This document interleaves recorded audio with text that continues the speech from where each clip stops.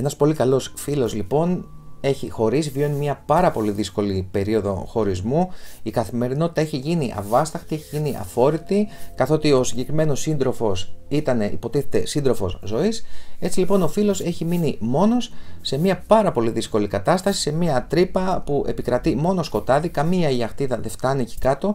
Και το θέμα είναι πώς θα μπορέσουμε σε εισαγωγικά να βοηθήσουμε ώστε να θυμηθεί ότι όντως έχει κάποιο νόημα η ζωή. Όντως αυτή η τρύπα που βρέθηκε μπορεί να μείνει πίσω και να προχωρήσει στη ζωή, και σίγουρα εμείς τώρα που είμαστε έξω από το χώρο έχουμε αυτή τη δυνατότητα να έχουμε μια εποπτεία όλης της κατάστασης και να μπορέσουμε να δώσουμε κάποιες νοητικές, ψυχικές συμβουλές παύλα διαδρομές ώστε να βοηθήσουμε το φίλο μας και ίσως να στείλουμε κάποια ή κάποιες αχτίνες φωτός, κάποιες ιαχτίδες που ίσως να τον ζεστάνουν και να του φωτίσουν λίγο αυτά τα σκοτάδια. Όλοι λίγο ή πολύ έχουμε περάσει χωρισμούς, άλλοι πιο έντονους, άλλοι λιγότερο έντονους, και όλο αυτό το πράγμα είναι μέσα στη ζωή. Νομίζω, αν όχι το 100%, το μεγαλύτερο μέρος του πληθυσμού, όλοι μας και όλες, θα περάσουν ξανά από κάτι αντίστοιχο, αυτό το χωρισμό. Οπότε ίσως να βοηθηθούμε όλοι από αυτή εδώ τη συνάντηση. Έτσι λοιπόν να πούμε κάποια πράγματα εισαγωγικά.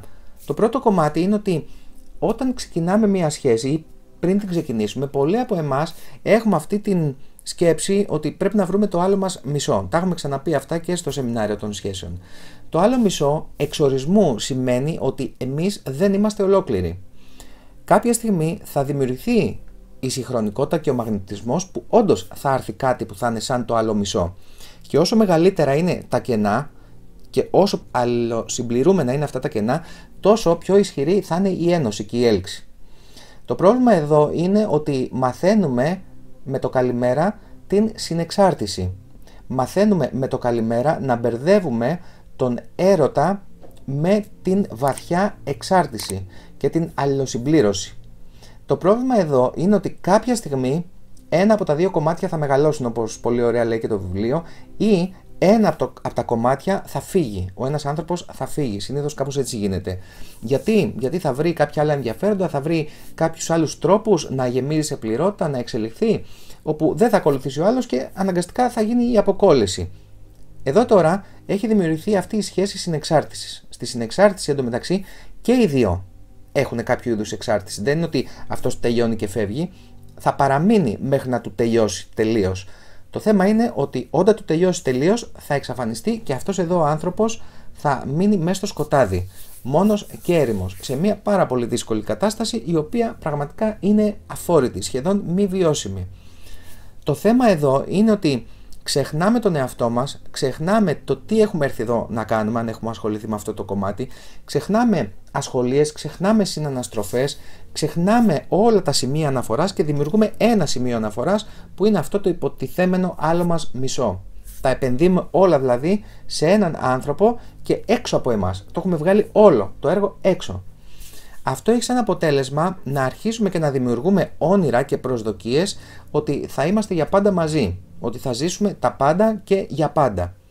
Αυτό έχει σαν αποτέλεσμα ακόμα περισσότερη απώλεια ενέργειας και συνειδητότητας και εστίασης, η οποία βγαίνει προς τα έξω, πηγαίνει προς ένα τόπο όπου δεν ξέρουμε, δεν μπορούμε να είμαστε σίγουροι αν αυτός ο τόπος είναι κοινός, αν και ο άλλος άνθρωπος τα στέλνει στον ίδιο τόπο, σε αυτόν τον κοινό μας τόπο, ή μπορεί να μην στέλνει όσα στέλνουμε εμείς.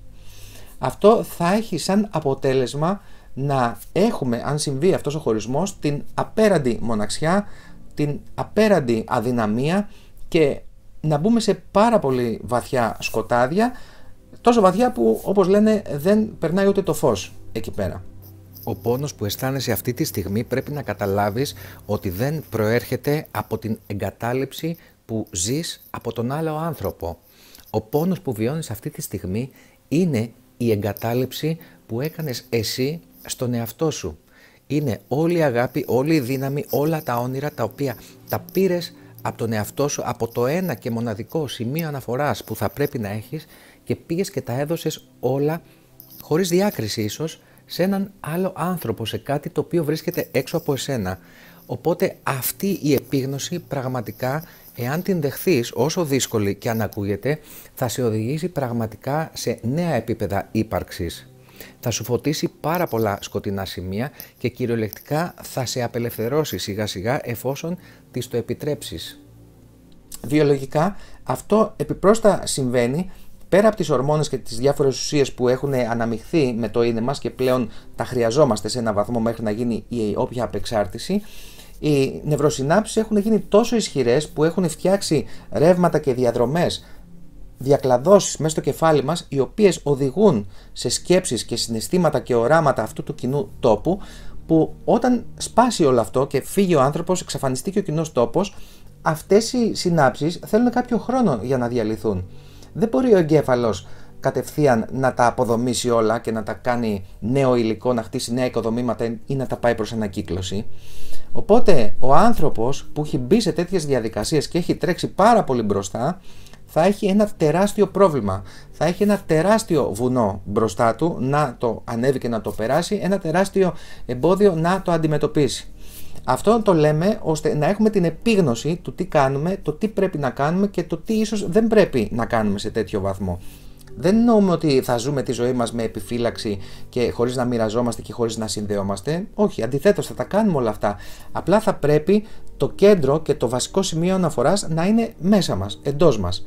Είναι κάτι το οποίο το ξεχνάμε πάρα πολύ. Γιατί έρχεται η ενέργεια του έρωτα, που συνήθως έρχεται του αντέρωτα, του κατώτερου έρωτα, της άλλης όψης, και αυτό έχει σαν αποτέλεσμα να γίνονται οι εξαρτήσεις, οι ανάγκες και όλα τα σχετικά. Εάν καταφέρουμε ποτέ και φτάσουμε σε επίπεδα αγάπης, σαν αυτό το live που είχαμε τις προάλλες, τότε θα καταλάβουμε ότι γινόμαστε ένας ήλιος που δεν έχουμε απαιτήσεις, δεν έχουμε προσδοκίες, απλά υπάρχουμε και με την ακτινοβολία μας ζεσταίνουμε, ζωοποιούμε, φωτίζουμε τα σύμπαντα. Και ενδεχομένως να συναντήσουμε κάποια στιγμή και έναν αντίστοιχο ήλιο και μαζί να πορευόμαστε και να πλέουμε σε όλα αυτά τα απελάγη της ύπαρξης. Εδώ λοιπόν, φίλε μου, αφού καταλάβαμε σε γενικές γραμμές τι έχει συμβεί, γιατί αυτό έχει συμβεί και σε σένα, είμαι σίγουρος, γιατί το έχουμε περάσει όλοι, θα πρέπει να δούμε από εδώ και πέρα τι μπορούμε να κάνουμε. Ένα από αυτά που μπορούμε να κάνουμε, βεβαίως, είναι να πάρουμε επειγόντως φίλους και φίλες, καταρχάς να μοιραστούμε τον πόνο μας, να μοιραστούμε το μέσα μας. Αυτή η διαδικασία θα πρέπει να γίνει έτσι αλλιώς. Δηλαδή, αυτά που λένε μην το συζητάς και κάνε το ένα και κάνε το άλλο, αυτά έρχονται μετά. Το πρώτο πράγμα που πρέπει να κάνεις είναι να το μοιραστείς. Πρέπει να νιώσεις ότι κάποιος σε νιώθει. Να αρχίσεις να παίρνεις αναγκαστικά απ' έξω. Θα χρειαστείς τον ετεροπροσδιορισμό, θα χρειαστείς την εξωτερική σύνδεση για να μπορέσεις να γεμίσεις. Γιατί αυτή τη στιγμή έχεις αδειάσει τελείως. Δεν γίνεται από μόνο το σύστημα να επανέλθει, ή αν θα επανέλθει θα χρειαστεί πάρα πολύ χρόνο. Και όπως γνωρίζω, έτσι όπως είναι στημένη η ζωή σου, αυτή τη στιγμή δεν σε παίρνει να δαπανίσεις τόσο πολύ χρόνο. Θα πρέπει λίγο να βοηθήσουμε όλοι πάνω σε αυτή τη διαδικασία. Άρα λοιπόν ξεκινάμε με το μοίρασμα. Θα χρειαστούμε κάποιους ανθρώπους να είναι δίπλα μας, να μας στηρίξουν, να βγούμε βόλτα μαζί τους, να κάνουμε πράγματα. Αυτό είναι το ένα που πρέπει να κάνουμε. Το δεύτερο είναι όσο μπορούμε να μην σκεφτόμαστε. Γιατί εάν συνεχίζουμε και σκεφτόμαστε αυτό το κοινό τόπο, αυτό το πράγμα το οποίο είχαμε δημιουργήσει, όλα αυτά τα όνειρα, συνεχίζουμε με τη συνείδησή μας και με την ενέργειά μας να τα τροφοδοτούμε. Που σημαίνει ότι αυτά συνεχίζουν να μας ρουφάνε ενέργεια και να αυξάνουν τη μοναξιά, γιατί είμαστε μόνοι μας εκεί πέρα. Οπότε εξορισμού και αναγκαστικά, εάν θέλουμε να προχωρήσουμε, θα πρέπει με όλη μας τη δύναμη, ό,τι έχει απομείνει, να γυρίσουμε όλη αυτή την εστίαση και να την πάμε κάπου αλλού. Αυτό το κάπου αλλού μπορεί να είναι μία βόλτα στο δάσος και να συνδεθούμε με τα δέντρα και με τη φύση. Μπορεί να είναι μέσα σε μια θάλασσα παγωμένη, σε ένα χειμερινό μπάνιο ή σε ένα κρύο ντουζ. Γιατί επανέρχεται όλο στο σώμα. Εκείνη την ώρα που τρώει σοκ ο οργανισμός, δεν σκέφτεται άλλα πράγματα. Το μόνο που σκέφτεται είναι να δει πώς θα αντιμετωπίσει το σοκ. Οπότε χρειάζονται τέτοια σοκ αντισοκ για να μπορούμε λίγο να ερχόμαστε στο κέντρο μας και σιγά σιγά να κόβουμε κάποιες συνδέσεις με όλο αυτό το κομμάτι. Όταν λέμε χωρισμός, έχει μέσα αυτό τη λέξη χωρίς. Και εντάξει, υπάρχει το χωρίς, αλλά κάθε φορά που υπάρχει ένα χωρίς, υπάρχει και ένα με. Εδώ που βρισκόμαστε, στο πεδίο της διτότητας, στο δίπολο, δεν γίνεται να υπάρχει το ένα χωρίς το άλλο. Οπότε βάζουμε και αυτό στο νου μας, ότι ναι, μεν αυτή τη στιγμή εστιάζω στο χωρίς, αλλά ταυτόχρονα κάπου εδώ που δεν το βλέπω είναι και το με. Να βάλω λοιπόν στην πρόθεσή μου ότι σιγά σιγά, ακόμα και αν δεν το νιώθω, να ψάξω να βρω αυτό το με. Αυτό το με τι μπορεί να είναι? Μπορεί να είναι, όπως είπαμε, με τους φίλους μου, με μια ασχολία μου, με ένα ζωάκι που ίσως να με βοηθήσει. με το γράψιμό μου, με τη ζωγραφική μου, με το ένα, με το άλλο, ό,τι έχει διαθέσιμο ο καθένας στην φαρέτρα του, να το πούμε κατά αυτόν τον τρόπο. Εδώ να πούμε κάτι το οποίο δεν ενδείκνεται, αλλά σε τόσο δύσκολες περιπτώσεις ίσως και να ενδείκνεται. Επειδή υπάρχει πάρα πολύ ισχυρή προσκόλληση και είναι σχεδόν αδύνατο να αποκολληθούμε από αυτό το κομμάτι, εδώ είναι ίσως η μόνη φορά που ίσως να μπορεί να μας βοηθήσει λίγο η προσδοκία. Τι σημαίνει αυτό? Σημαίνει ότι μπορώ στο μυαλό μου να έχω ότι ξέρεις κάτι, αυτή η κατάσταση θα γυρίσει. Ίσως ο σύντροφος ή σύντροφος θα αλλάξει γνώμη και θα επιστρέψουν και θα είμαστε και πάλι μαζί. Εδώ τώρα δεν θέλουμε να το ποτίσουμε με όλο μας το είναι όλο αυτό το πράγμα, γιατί μετά θα έχουμε χειρότερα να αντιμετωπίσουμε. Αυτό που θέλουμε είναι λίγο να βάλουμε τη σκέψη μας σε αυτό το κομμάτι της προσδοκίας και για πολύ λίγο να ονειροπολίσουμε. Να πάμε σε έναν τόπο, όχι να παραμείνουμε εκεί, αλλά για λίγο να πάμε σε έναν τόπο που φαίνεται ότι θα είμαστε και πάλι μαζί. Από εκεί λοιπόν θα τραβήξουμε αυτό το συναίσθημα που έχουμε τόσο πολύ ανάγκη από αυτή την εξάρτηση και συνεξάρτηση και προσκόλληση που έχουμε.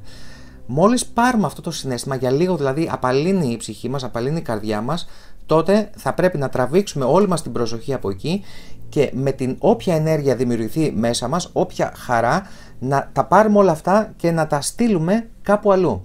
Για παράδειγμα, στην εργασία μας, στην προσωπική μας ανάπτυξη, σε μία βόλτα, σε ένα ταξίδι, σε ένα σχέδιο, σε κάτι το οποίο να πηγαίνει μπροστά. Είναι φορές που πραγματικά δεν αντέχετε το όποιο τώρα. Και εκεί λοιπόν θα χρησιμοποιήσουμε κάποιες τεχνικές και πρακτικές, τις οποίες υπό κανονικές συνθήκες δεν θα τις χρησιμοποιούσαμε. Είναι αυτό που λέμε ότι η κάθε αλήθεια έχει να κάνει από το επίπεδο της κοσμοθέασης, από πού βρισκόμαστε, για να δούμε τι μπορεί να μας βοηθήσει και τι όχι. Εκεί λοιπόν με το που πάρουμε για λίγο τα πάνω μας, λίγο ενέργεια, θα πρέπει να αρχίσουμε να δημιουργούμε πιθανά μέλλοντα. Άλλες λοιπόν νευροσυνάψεις, νέα πλέγματα στο υφαντό μας, στο κεφάλι μας και να αρχίσει λοιπόν όλο αυτό το εσωτερικό ωριάκι να αρχίσει να κατευθύνεται και από εκεί. Γιατί το άλλο δεν μπαζώνεται κατευθείαν, αναγκαστικά υπάρχει ένα πολύ μεγάλο μέρος όπου θα έχουμε απώλειες προς τα εκεί. Αλλά δημιουργώντας νέα ριάκια, νέα ποταμάκια, θα μπορέσει αυτή η ουσία μας να ρέει και προς τα εκεί. Εκεί λοιπόν το θέλουμε ωφέλιμο. Θέλουμε να χτυπηθούμε στο γυμναστήριο, θέλουμε να ζωγραφίσουμε, θέλουμε να τρέξουμε, θέλουμε να φανταστούμε κάτι στο μέλλον, ένα ταξίδι που θα πάμε, να οραματιστούμε ότι θα γνωρίσουμε κάποιο άλλο άνθρωπο, κάποια άλλη επιχείρηση θα δημιουργήσουμε. Ό,τι θέλει ο καθένας και κάθε μία, όσο έχουμε αυτή την ενέργεια για να μπορέσουμε να τη στείλουμε παρακάτω. Με λίγα λόγια, είναι από τις φορές που θέλουμε να αποφύγουμε αυτό το εδώ και τώρα. Τώρα, μέσα σε αυτά τα βάθη, μέσα σε αυτά τα σκοτάδια που βρισκόμαστε, πάντα υπάρχουν κάποια σεντούκια με κάποιους πολύ μεγάλους θησαυρούς. Για τον καθένα και για την κάθε μία μας ξεχωριστά. Εδώ λοιπόν θα σε βοηθήσει ένας πνευματικός, ένας ψυχοθεραπευτής, ένας άνθρωπος σαν και εμάς, ένας διευκολυντής, να σε βοηθήσει λίγο να σε συνοδέψει σε αυτό το εσωτερικό ταξίδι. Γιατί κάποιος φίλος ή φίλη δεν μπορεί να μπει αν δεν έχει εκπαίδευση σε τόσο βαθιά πεδία. Γιατί μέσα από αυτή τη διαδρομή θα μπορέσεις να ανακαλύψεις πάρα πολύ σημαντικά πράγματα για τον εαυτό σου. Τόσο σημαντικά που θα φτάσεις σε ένα επίπεδο να ευγνωμονήσεις και τον άλλο τον άνθρωπο για όλο αυτό το συσσαγωγικά κακό που σου έκανε. Οι μεγαλύτερες επιγνώσεις, οι πάρα πολλές από αυτές, έρχονται μέσα από πολύ μεγάλο πόνο σύνθλιψης. Και αυτός ο πόνος και αυτή η δύναμη και η σύνθλιψη είναι εξάλλου που λέμε κάθε φορά και λέει όλος ο κόσμος ότι έτσι δημιουργούνται και τα διαμάντια. Πρέπει λοιπόν να πιστέψεις αυτό, να επιτρέψεις στο μέσα σου να λάβει αυτή την σκέψη, αυτή την γνώση, να το πούμε έτσι, ώστε σταδιακά να δημιουργήσει τις συνθήκες για να σου έρθει η επίγνωση. Διότι όταν κάνεις αυτή τη βουτιά και αντέξεις να πας σε αυτά τα βάθη, αφού έτσι και αλλιώς προς τα εκεί πας, δεν είναι ότι πρέπει να προσπαθήσεις και ιδιαίτερα, απλά να μπορέσεις να ανοίξεις τα μάτια σου και να δεις, ή με τη βοήθεια κάποιου άλλου να δείτε παρέα, τι είναι αυτό το σεντούκι, τι είναι αυτός ο θησαυρός που κρύβεται μέσα σου. Να σου δώσω ένα δικό μου παράδειγμα, επειδή έχω περάσει και εγώ διάφορα, όπως όλοι έχουμε περάσει διάφορα. Το μεγαλύτερο κομμάτι που είμαι, αυτό που είμαι σήμερα, ενώ όσον αφορά αυτά τα μοιράσματα, το οφείλω σε έναν χωρισμό. Για να καταλάβεις, τότε, εκείνη την περίοδο, όλοι μου λέγανε παιδάκι μου, φύγε από εκεί πέρα γιατί θα σε μαζεύουμε. Δηλαδή, ακόμα και ο δάσκαλός μου τότε μου έκανε μια εκπαίδευση, μια προτροπή του. Ξέρεις κάτι, είναι η ευκαιρία σου να δοκιμάσεις, να δεις πώς είναι να είσαι ήλιος, να γίνεις ήλιος, για όσο μπορείς να το διατηρήσεις. Αλλά από ένα σημείο και μετά, όλοι και ο δάσκαλος και όλοι οι υπόλοιποι λέγανε παιδάκι μου φύγε, γιατί δεν θα μπορούμε να σε επαναφέρουμε μετά από όλη αυτή τη διαδικασία. Μόνο μία αγαπημένη φίλη, Μαρία, γεια σου ρε Μαρία, ήταν η μόνη από πόσο κόσμο και πόσο μειμένο και δυνατό κόσμο, η οποία μου λέει: εάν θέλει η ψυχή σου να πάει εκεί, πήγαινε κατά πάνω του. Διέλυσε τα όλα. Πήγαινε, βάρα το κεφάλι στον τοίχο, που λέει ο λόγος. Κι όμως η ψυχή έπρεπε να οδηγήσει σε εκείνα τα σκοτάδια, σε εκείνα τα πατώματα, προκειμένου να μπει στη διαδικασία να πάρει το θησαυρό. Δεν λέμε ότι σώνει και καλά κάθε φορά πρέπει να πιάσουμε πάτο για να μπορέσουμε να σηκωθούμε. Εννοείται, δεν χρειάζεται καν να πιάσουμε πάτο και πολλές φορές μπορούμε να σηκωθούμε πολύ πιο πριν. Το θέμα είναι όμως, για να έχεις μπει εσύ σε τέτοιες διαδρομές και να έχεις τόσο αφόρητο πόνο τόσο μεγάλο διάστημα και να μην μπορείς να προχωρήσεις, αυτό σημαίνει ότι υπάρχει κάτι εκεί κάτω το οποίο δεν το έχεις βρει. Και θα το βρεις. Όπως το βρήκα και εγώ, όπως το βρήκανε και άλλοι και όπως θα το βρούνε και άλλοι πόσοι και άλλες πόσες. Απλά όλα αυτά τα σποράκια επέτρεψέ τους να μπουν μέσα σου. Δεν χρειάζεται να τα πιστέψεις αυτή τη στιγμή. Δεν χρειάζεται να καταλάβεις ότι όντως έτσι θα συμβεί. Απλά επέτρεψέ τους να μπουν μέσα σου. Όταν ισοπεδωθούν όλα, έρχεσαι σε ένα σημείο 0 που εκεί έρχεσαι αναγκαστικά σε επαφή με την ουσία σου. Να ξέρεις λοιπόν ότι, επειδή είναι βέβαιο, όταν έρθεις σε επαφή με την ουσία σου, τότε θα δεις ότι θα αλλάξει κυριολεκτικά όλη σου η ζωή και όλη σου η κοσμοθέαση. Το μόνο που πρέπει να κάνεις είναι να αφήσεις ένα μικρό παραθυράκι στο νου σου ότι ίσως μπορεί να είναι αληθές αυτό το οποίο μοιραζόμαστε τώρα. Όταν συμβαίνει όλο αυτό, πώς να το πούμε, είναι σαν να έχεις επιλέξει να κάνεις ένα ταξίδι προς τους πόλους, όπου εκεί είναι τεράστια η νύχτα ή δεν ξημερώνει ποτέ. Αυτό που πρέπει να κάνεις λοιπόν είναι να μην μείνεις εκεί, γιατί εκεί είναι η πραγματικότητα, είναι αληθές αυτό που βιώνεις, αυτό το σκοτάδι, δεν ξημερώνει ποτέ σχεδόν. Άρα λοιπόν θα πρέπει αυτό να το καταλάβεις και σιγά σιγά να αρχίσεις να παίρνεις τα ενεργειακά σου μπογαλάκια, ρούχα, αντικείμενα, ό,τι χρειάζεσαι, και σιγά σιγά να αρχίζεις να μετατοπίζεσαι και να ταξιδεύεις και να μετακινείσαι προς ένα άλλο τόπο. Ένα άλλο τόπο όπου υπάρχει περισσότερη ηλιοφάνεια. Υπάρχει καταρχάς ηλιοφάνεια, να ξεκινήσουμε με αυτό. Και σιγά σιγά δεν λέμε να πας στο άλλο άκρο που να είναι παντού φως και να καούν τα πάντα, αλλά θα πρέπει να μετακινηθείς από εκεί, να καταλάβεις πού βρίσκεσαι, να συνειδητοποιήσεις όλο αυτό τον τόπο ότι πλέον δεν σου κάνει καλό και σιγά σιγά να αρχίσεις να κατευθύνεσαι προς τα υπόλοιπα μέρη. Για να το κάνεις όμως αυτό θα πρέπει να κάνεις ένα σχέδιο.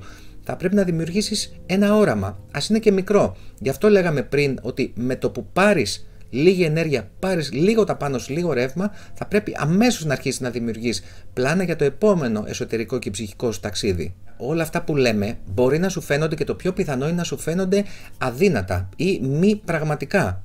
Δεν έχει καμία σημασία. Απλά κάντα. Τις φορές που δεν είμαστε σίγουροι για κάτι, αλλά ξέρουμε ότι αυτός ή αυτή που μας το λέει είναι με καλή πρόθεση και υπάρχει και κάποια τεχνογνωσία από πίσω, απλά τα κάνουμε. Όταν δεν γνωρίζουμε, όταν δεν βλέπουμε μπροστά μας, εκεί χρειάζεται το κομμάτι της πίστης. Η πίστη δημιουργεί τη γέφυρα.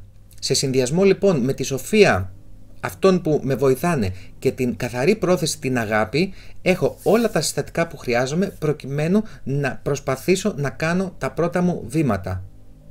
Και όπως λέμε, ό,τι χρειάζεται ενέργεια θα έχει ενέργεια. Αρκεί να το βάλεις λοιπόν σε πρόθεση. Βάλ το σε πρόθεση, ξεκίνα όλα αυτά τα βήματα όσο πιο καλά μπορείς, βήμα-βήμα, όσο πιο μικρό δεν έχει καμία σημασία, και πίστεψέ με, πάντα η ύπαρξη θα υποστηρίξει κάθε σου προσπάθεια, κάθε σου πρόθεση. Θα υποστηρίξει αυτό το οποίο είναι καλύτερο για εσένα σε ψυχικό επίπεδο, όχι σε επίπεδο προσωπικότητας και εγώ. Αυτό είναι δεδομένο. Αρκεί να είσαι ανοιχτός σε αυτό και να το ζητήσεις, να βάλεις την πρόθεση. Επίσης, η ύπαρξη μέσα από αυτή τη διαδικασία δεν υπάρχει περίπτωση να μην σου στείλει βοηθούς, να μην σου στείλει ανθρώπους που θα έρθουν να σε στηρίξουν. Και συνήθως όταν βρίσκεσαι και σε τέτοιες καταστάσεις ή σπάς δεσμά από κάποιους μεγάλους χωρισμούς οι οποίοι έπρεπε να έχουν γίνει ενδεχομένως και αρκετά νωρίτερα, τότε θα σου στείλει ανθρώπους οι οποίοι πρόκειται να σε πάνε σε τελείως διαφορετικά επίπεδα. Ανθρώπους που θα σε συντροφεύσουν σε μέρη της ύπαρξης που δεν θα μπορούσες ίσως να πας μόνος σου, και ανθρώπους τους οποίους πραγματικά πρέπει να δεις. Και όταν λέμε να δεις, εννοούμε με δέλτα κεφαλαίο και με εισαγωγικά. Όπως ακριβώς και στην ταινία του Avatar που έλεγε «Σε βλέπω». Αυτό εννοούμε ακριβώς. Αυτούς λοιπόν τους ανθρώπους, για να μπορέσεις να τους δεις, θα πρέπει να κάνεις όλα τα υπόλοιπα τα οποία συζητάμε. Θα πρέπει να μετακινήσεις όλη σου αυτή την εστίαση και ενέργεια προς όλα τα υπόλοιπα σημεία και μέρη και τόπους που συζητάμε σε αυτή εδώ μας τη συνάντηση. Διαφορετικά δεν θα μπορέσεις να δεις αυτούς τους ανθρώπους. Και το timing, όπως έχουμε ξαναπεί, είναι πάντα το σωστό. Δεν υπάρχει λάθος timing. Η συγχρονικότητα δεν κάνει ποτέ λάθος. Για να σου έχει φέρει αυτούς τους ανθρώπους, αυτόν τον άνθρωπο, αυτή, εκείνη, σημαίνει ότι αυτή τη στιγμή είναι το καλύτερο για εσένα. Είναι αυτό το οποίο έχει καλέσει η ψυχή σου και απλά δεν μπορείς να το δεις ή δεν επιτρέπει η προσωπικότητα και τα εγώ να βγει αυτή εδώ η αλήθεια προς τα έξω και να τη δεις. Γεμίζουν σύννεφα τον τόπο, ακούγονται φωνές τις οποίες δεν καταλαβαίνεις, δεν είναι σίγουρα δικές σου και αυτό έχει σαν αποτέλεσμα, επειδή υπάρχει ελεύθερη βούληση, πάντα αυτό που σου στέλνει είτε να μην το βλέπεις είτε να το αφήνεις να φύγει και πάλι μακριά. Οπότε πρέπει να έχεις τα μάτια σου ανοιχτά και για να το κάνεις αυτό θα πρέπει να κάνεις όλες αυτές τις διαδρομές και τις διαδικασίες που συζητήσαμε. Με λίγα λόγια, προτείνω, άκουσε 2-3 φορές το συγκεκριμένο βίντεο, άκουσε και κάποια άλλα που ίσως σου αρέσουν και σου ταιριάζουν, ξεκίνα να επιτρέπεις στον εαυτό να πιστεύει ότι ίσως υπάρχει και ζωή μετά από σένα, τον άλλον άνθρωπο. Ξεκίνα συνειδητά όσο μπορείς να φτιάχνεις αυτά τα νέα ριάκια, αυτές τις νέες διαδρομές μέσα σου, ώστε να αρχίσεις να δημιουργείς σιγά σιγά νέους τόπους. Απέφυγε το όποιο παρόν, το όποιο εδώ και τώρα, μέχρι να αρχίσεις να συνέρχεσαι και κάνε πράγματα. Κάνε συνέχεια πράγματα. Αυτή τη στιγμή δεν πρέπει να σκέφτεσαι.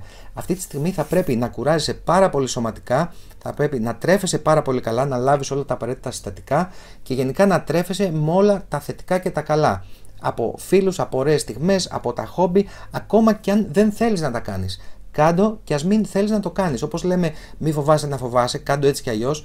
Το ίδιο λέμε και εδώ πέρα. Κάνε αυτά τα πράγματα τα οποία σε χαροποιούσαν, αυτά τα πράγματα τα οποία γούσταρες, αυτά τα πράγματα που ήσουν εσύ, ακόμα και αν δεν είσαι, ακόμα και αν δεν τα νιώθεις. Διότι όλο αυτό εδώ έχει μνήμες. Θέλεις λοιπόν εσύ να ξυπνήσεις τις μνήμες. Και κάνοντας όλα αυτά, ερχόμενος στους ίδιους τόπους, με τους ίδιους φίλους, με τους ίδιους ανθρώπους, με τις ίδιες διαδρομές, με τις ίδιες οσμές, με όλα αυτά τα πράγματα, σιγά σιγά θα ξυπνήσουν οι μνήμες. Απλά πρέπει να σε βοηθήσεις, δηλαδή θα πρέπει να σε πάρεις και να σε πας σε όλες αυτές τις καταστάσεις. Με όλα αυτά λοιπόν που θα αρχίσεις να θρέφεις αλλά συνειδητά τον εαυτό σου και μαζί με την κούραση που θα του δίνεις για να μπορεί όσο περισσότερο γίνεται να κοιμάται βαθιά και να κάνει τις όποιες εσωτερικές και ψυχικές αναπλάσεις, να είσαι σίγουρος και σίγουρη ότι πολύ σύντομα θα αρχίσει να βελτιώνεται όλη αυτή η κατάσταση και αυτοί οι μία-δύο ιαχτίδες που προσπαθούμε τώρα να σου στείλουμε, θα δεις ότι θα αρχίσουν να έρχονται ουράνια τόξα. Αυτή τη γνώση λοιπόν που θα λάβεις και εσύ μετά με τη σειρά σου θα την αξιοποιήσεις σε έναν άλλο φίλο ή σε μία άλλη φίλη που θα τη χρειαστεί κάποια στιγμή μελλοντικά.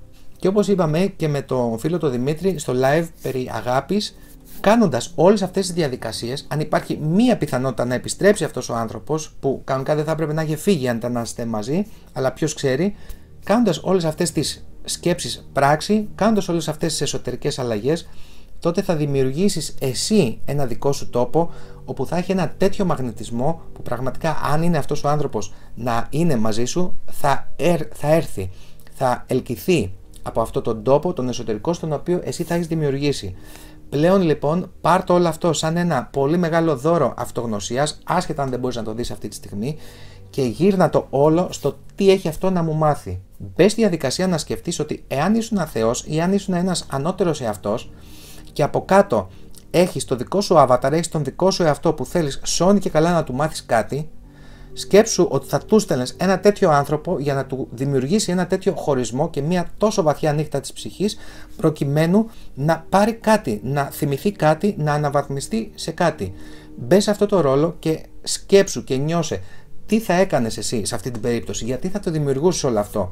Γιατί τελικά από ό,τι φαίνεται είμαστε όλοι μέσα σε ένα έργο, σε ένα θέατρο που απλά ενδιόμαστε διάφορους ρόλους.